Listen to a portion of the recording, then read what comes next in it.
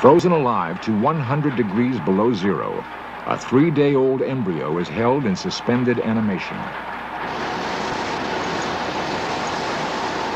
As temperatures approach absolute zero, all chemical and biological activity ceases. In this state, frozen life might be preserved forever.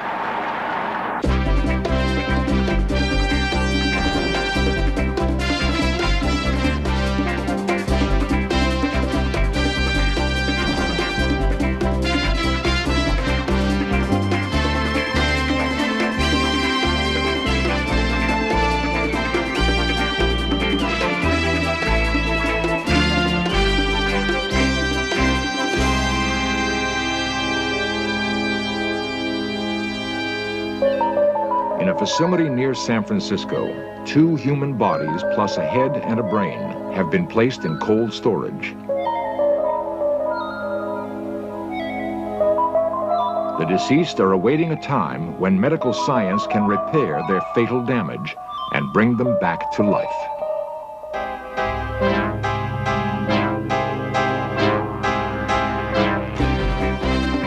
This series presents information based in part on theory and conjecture. The producer's purpose is to suggest some possible explanations, but not necessarily the only ones, to the mysteries we will examine. Since the dawn of man, cold has been our cruelest enemy. Even today, blizzards claim a yearly toll of the unprepared. During winter, death by freezing remains a constant threat.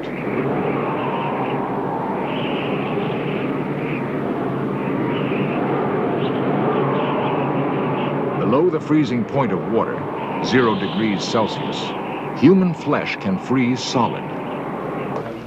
Hands and feet are especially vulnerable to frostbite. In severe cases, the damage is irreversible. When flesh freezes, cells are usually disrupted beyond repair. Research has led to advances in design of protective clothing. Along the Alaskan pipeline, properly dressed workers are safe down to minus 60 degrees Celsius. Below such temperatures, however, cold becomes increasingly lethal.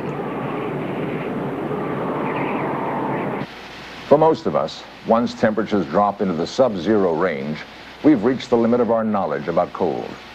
We all know that food keeps better in a refrigerator, that it lasts even longer in a freezer.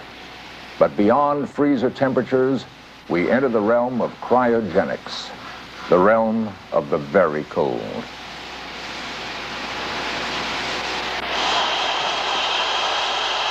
At 196 degrees below zero, nitrogen, the main ingredient of air, becomes liquid.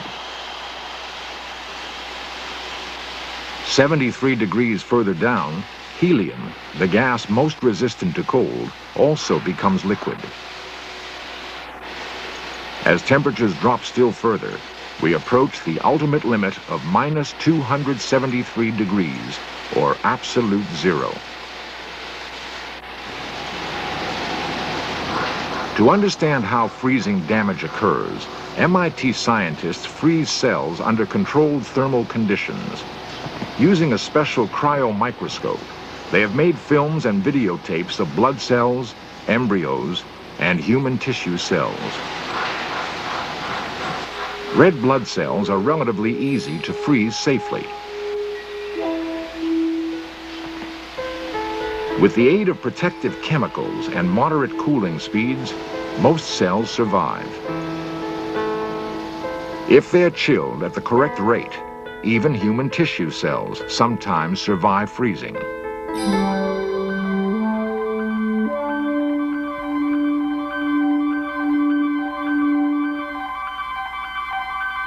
But when the freezing is too fast, ice forms within the cells, causing them to flash black and die.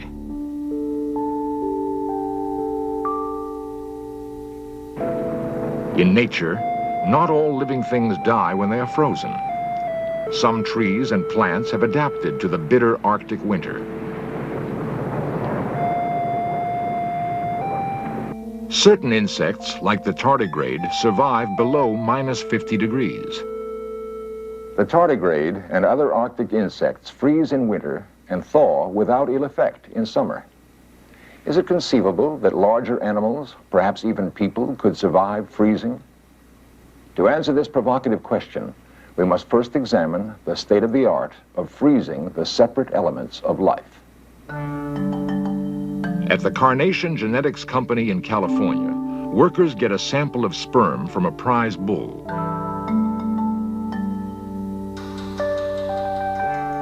They add the sperm to a solution of glycerol, the same chemical Arctic insects produce to prevent freezing damage.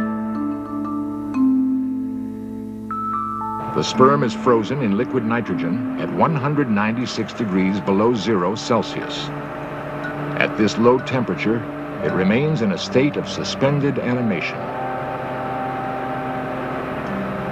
Months or even years later, the sperm will be shipped to cattle breeders.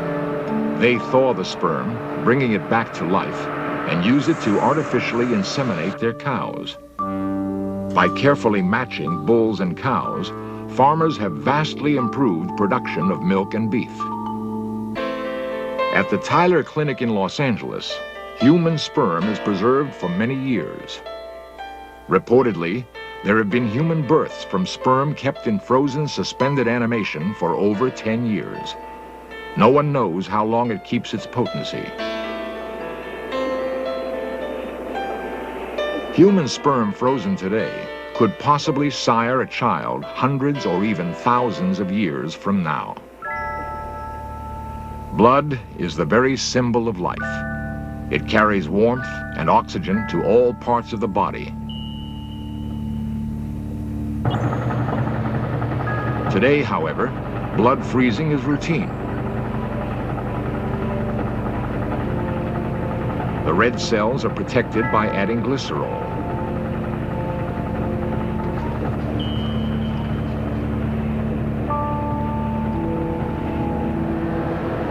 Since frozen blood cells stay alive for many years, their use has greatly increased the available supply of this precious substance.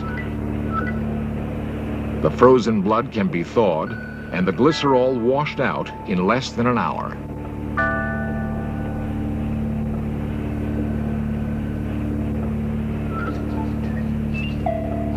Dr. Charles Huggins directs the blood bank at Massachusetts General Hospital. He is also a pioneer on the next frontier of cryogenics, the preservation of whole organs by freezing. By freezing the organ, you would make it much easier to coordinate the donor organs and the potential recipient, and a much higher percentage of people could have successful transplants with good genetic matching. And I don't think there's any fundamentally unsolvable problem, but it's not going to come in the next day or two, and in fact I think it'll be quite a number of years before we have clinical banks of kidneys and hearts and that sort of thing. Attempting to solve the organ freezing problem, biologists chill living tissue below the ice point. They observe how blood vessels are damaged when the tissues freeze. Such difficulties limit the size of organs which can be frozen. At UCLA, Dr. Josiah Brown has frozen the tiny pancreas gland of fetal rats and successfully transplanted it into adult rats. We're trying to work out in the rat pancreas the technique for freezing the pancreas so that it can be frozen permanently and implanted into a diabetic animal in order to reverse the diabetes. Our vision, our dream, is to have a laboratory with large banks of frozen pancreases and then implant the donor organ into the diabetic human and have it function. Of all life processes, none is more awesome than the growth of a tiny embryo into a complete animal.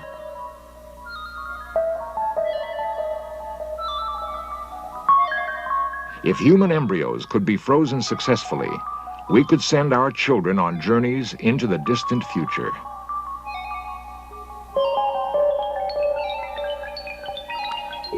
Protected by a chemical called DMSO, a mouse embryo is carefully frozen. Icy fingers hold it hostage down to 100 degrees below zero, suspending all growth or change. After thawing, the embryo swells back to normal size, ready to continue its development. At the Oak Ridge National Laboratory, scientists have frozen mouse embryos in liquid nitrogen. They take embryos from the uterus of a pregnant mouse. The embryos are gently put in DMSO. Then, the scientists freeze the living embryos and store them in liquid nitrogen. Days later, the embryos will be thawed and reimplanted in the wombs of other mice. Remarkably, they develop into normal, healthy mice. Soon after the mouse experiments, cattle breeders also began freezing embryos. They flush week-old embryos out of cows known to have superior calves. By super-ovulating with fertility drugs, they can get as many as 15 embryos per cow. The embryos are cooled slowly in DMSO, then plunged into liquid nitrogen and held in cold storage. When it is time to bring them to life, the breeders thaw the embryos, remove the chemical antifreeze, and prepare cows for implantation. They inject an embryo into the cow's womb and sew her up. The embryo will grow naturally to term. This calf is the first frozen embryo calf ever born in the United States. Such use of suspended animation could revolutionize the cattle industry. By selecting genetically superior parent cows and bulls, a farmer could quickly build up a champion herd. Blood cells and embryos have survived cooling to within a few degrees of absolute zero. As the temperature drops toward its theoretical limit, molecular motion virtually ceases. Processes of growth and deterioration stop. In this state, the essence of life could be preserved forever. There are those who would like to imagine that freezing could make man immortal.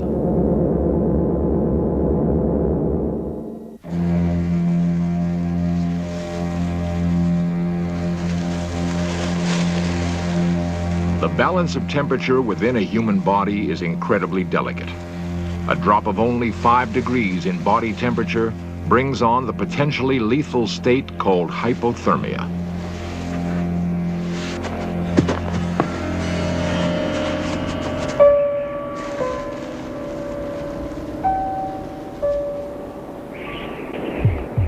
Without adequate clothing, an injured skier is potentially in danger of losing her life. In direct contact with snow, her body will cool rapidly toward the point where no amount of exercise or clothing could restore adequate warmth.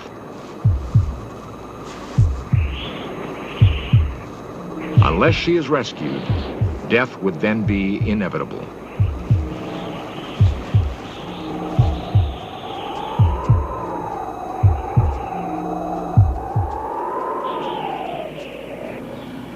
Dr. Paul Siegel is conducting experiments on hypothermia in rats.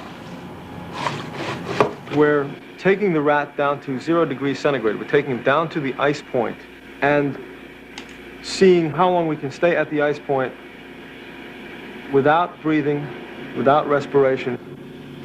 The rat's heart has stopped. Its vital signs gone. The rat is clinically dead.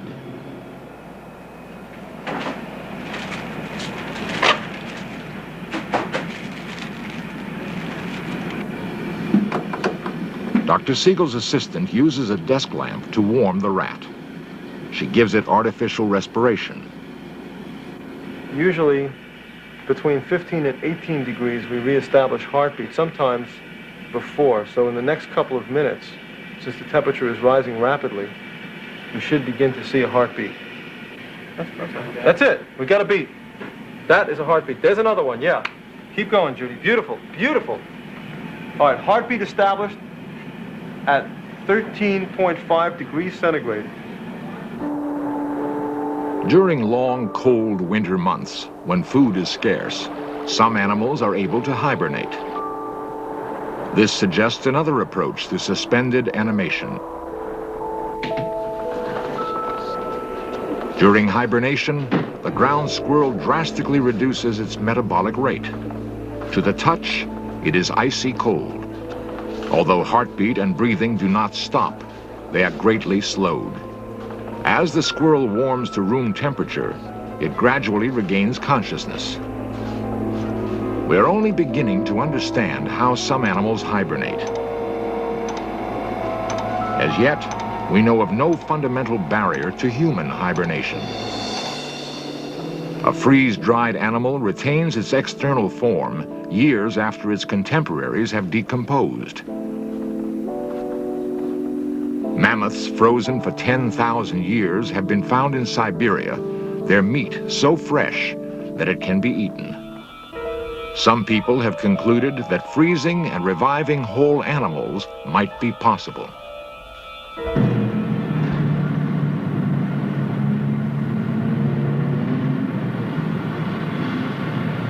The finality of death is hard to accept. The lure of finding a window to the future is strong. In California, Art Quaife operates a cryonics suspension facility. Just placing patients into low-temperature suspension after they've been pronounced legally dead in the hope that at some future date medical science may be able to cure whatever they died of, repair any damage caused by the freezing procedure, and restore them to life.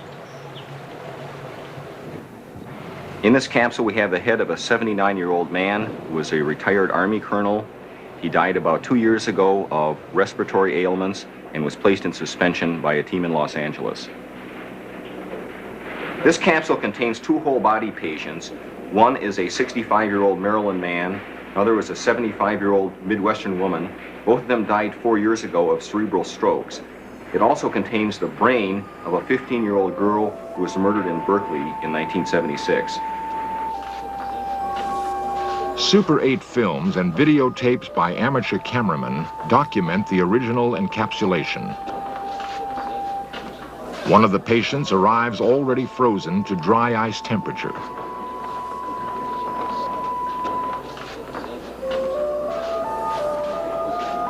His body is placed in a plastic bag.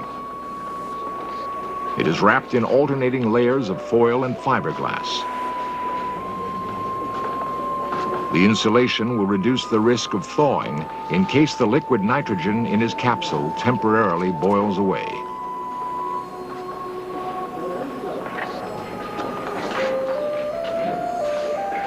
Carefully, the patient is eased into the steel capsule where he will remain until someone tries to revive him.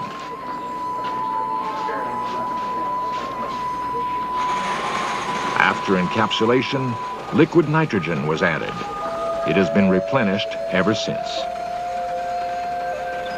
Has any person or animal ever been brought back, revived after having been frozen for such a long time? No human has ever been revived from the temperature of liquid nitrogen. We wouldn't know how to do that today. But there have been many successes with lower forms of life and less complicated organisms. If I were interested in cryonic suspension, what would it cost me to enroll in your program? First, you would become a suspension member of the Bay Area Cryonics Society, and that would cost you $1,000. Beyond that, you'd have to provide funding for your suspension. We recommend a minimum of $50,000 worth of funding.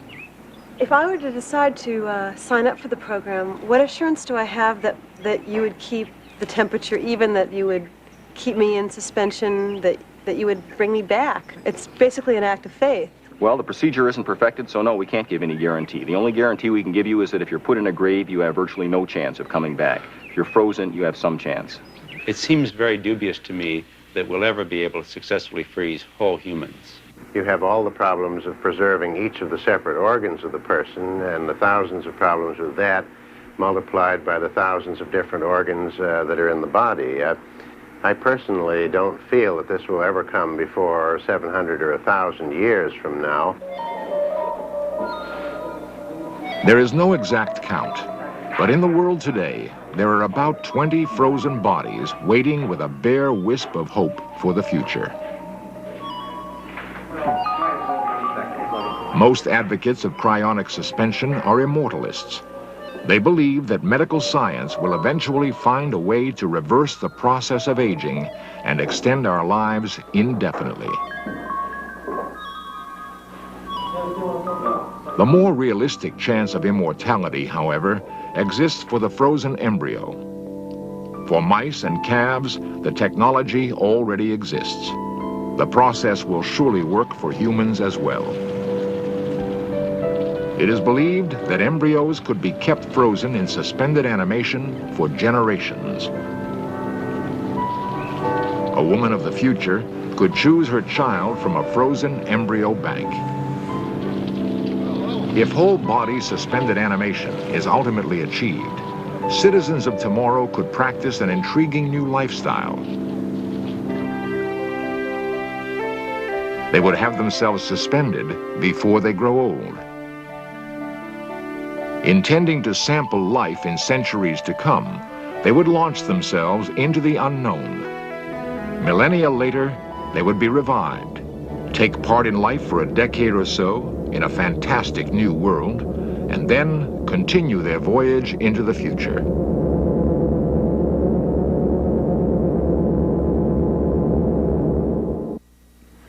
The use of cold storage to preserve human sperm, embryos, and even whole people raises many ethical and social questions. Whose sperm and embryos should be saved? Could everyone afford to be frozen, or only the rich? The research in cryobiology will surely lead to life-saving medical advances. But even if we achieve suspended animation, we may not be able to deal with the unknown consequences of frozen immortality.